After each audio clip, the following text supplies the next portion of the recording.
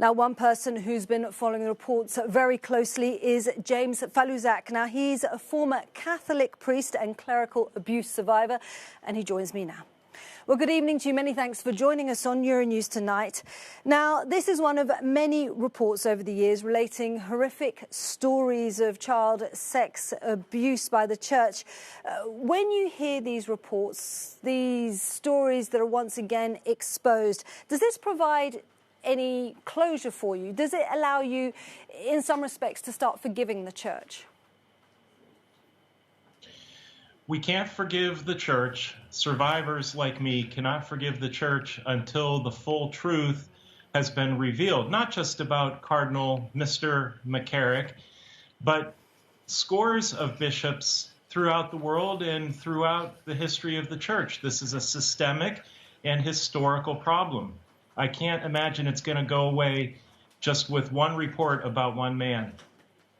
And now you try and help support victims of clerical abuse. Are there any recurring traits that you can identify in terms of the clergy that has been let off the hook in some respects by the church?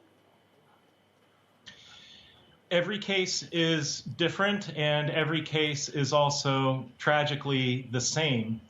And most of this has to do with the arrogance of church leaders who believe that their laws are more important, more significant than civil and criminal laws, both in the United States, but in France and throughout Europe and the rest of the world. They just think that they're better and that they can police themselves, which is clearly not true.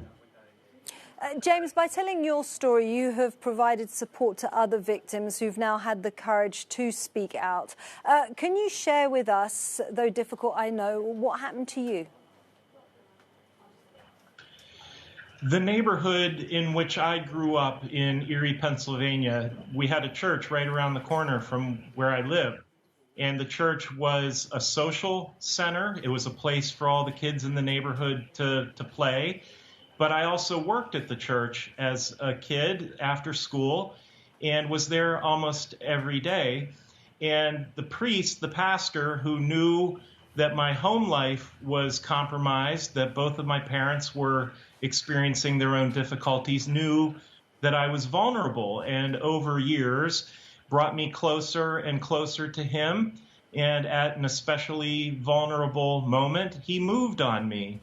And that type of grooming is the type of behavior that most of us experience, whether it's at the hands of a priest abuser or a nun abuser or even a bishop. The bishops today, my bishop in Erie, Pennsylvania, I believe is re-victimizing me because he hasn't engaged in the same degree of transparency that we've seen in this report, even if it's flawed. We need to be heard, and we need to get to your point. To forgive the church, we have to know first the full truth. We can't forgive something when there's a lack of transparency. There could be hundreds, if not thousands, of these types of reports. When you spoke about that bishop in Pennsylvania who says not disclosing enough and not being transparent, what's your message to him? What do you want him to hear from you, who is abused by clergy? He needs to give a full accounting of not just the names of abusers, which he's put that out at least substantially, I would say, compared to other dioceses. But he hasn't said where the abuse happened. He hasn't talked about the extent of it. He hasn't talked about where it happened. How many victims are there for each of the priests that have been publicly identified? We know who the abusers are. Where did they abuse? How many times did they abuse?